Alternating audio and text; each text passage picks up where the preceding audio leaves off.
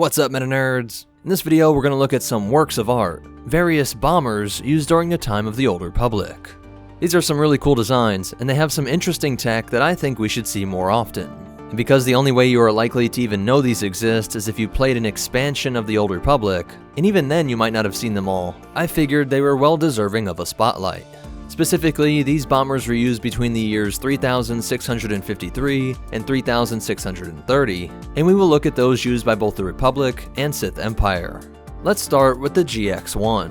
It was produced by the Nar Shaddaa-based company Galactic Solutions Industries, and though it was intended for exclusive use by the Republic, you can't really trust a company that hails from the seediest place in the galaxy.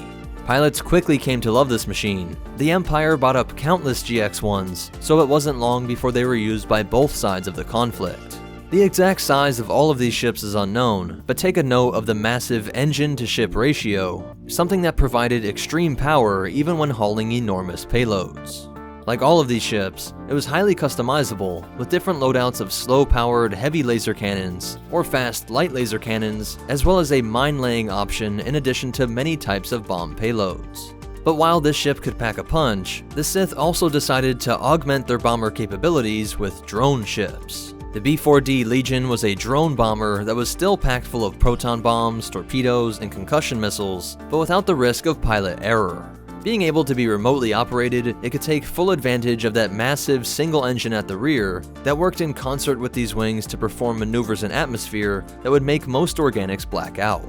Keep in mind that's even before these sorts of upgrades that could attach additional engines. But what's really interesting is that it could also release repair or sentry drones, the stuff of C-3PO's nightmare, a drone releasing drones. Machines making machines? How first? These would be used to either strengthen up Sith fleets or sow chaos in Republic fighter squadrons. This ship was produced on Cernpedal in the Outer Rim and was exclusively used by the Sith Empire, and it was actually so successful that it spawned 3 different ships. The B5 Decimus, the B28 Extinction class, and M7 Razorwire are not just upgraded or modded versions of the B4D, but separate ships, each with their own unique purpose, even if they retain that similar cockpit, engine placement, and wing styles. The B5 Decimus was smaller and piloted by an organic, meant to be more like your standard TIE bomber of the later era. But the Extinction class was used in great numbers during the sacking of Coruscant. These large ordnance pods set the sky rises of the upper levels ablaze, while collapsing structures and sending debris that would pummel the lower levels as well. It was said that capital ships like the Kaiser Volek bulk cruisers could carry 28 of these city destroyers at a time. Then we have the M7 Razorwire, which was purpose-built as a mine layer. The addition of extra engines and repulsors allowed for careful navigation through a dense grid of explosives, while also utilizing a sophisticated tractor beam and friendly ID tag to safely maneuver these mines into place. Although not as flashy a display of power as the Extinction class, it was crucial for defending Sith worlds and space stations, and the effects of seismic mines would strike fear into any Republic onlookers who watched their allies' ships get sliced in half. Just imagine the damage that could be done by these charges going off at different angles from each other, making a sort of grid of deadly blue energy. But the Republic was able to develop a sort of counter, at least to the B4D if not its offshoots.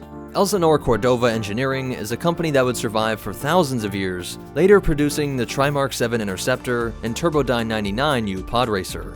But in the times of the Old Republic, it developed this sleek drone bomber. It too could be upgraded from a light laser cannon to a heavy, while utilizing that same technology of drone repairing and sentry droids as in its Sith competitor. Its cockpit is similar in design to the T-47 airspeeder, while having a unique, offset single engine. The ship has some very dramatic upgrades, with one loadout dubbed the Sledgehammer, adding a second munitions pod wing to the underside, along with this second engine. The combination of powerful laser cannons, shields, and increased payload helped the Republic secure many victories during this era. But as is often the case with the Republic, it had a ship that was powerful in many different categories, while its enemies stuck to specialization. Reminds me a bit like the relationship of the ARC-170 to the CIS's droid ships. So that's it for these Old Republic era bombers. I hope you enjoyed seeing them get some attention. Definitely let me know what you want to see in future videos down in the description below. The only behind the scenes fact is that most of these were introduced in the expansion Star Wars The Old Republic Galactic Starfighter. In the description, I have also linked to the artists and other YouTubers that get into all kinds of in-game details, ship stats, your best loadouts, and all that kind of stuff, so be sure to check them out too. But that's it for the Old Republic bombers. If you want to connect with us, help support the channel, or get your own copies of reference materials used to make these kinds of videos, be sure to check out the links in the description. Special shout out to our supporters over on Patreon, but most important of all, remember, the bad guys always have the cool stuff, and the Force will be with you, always.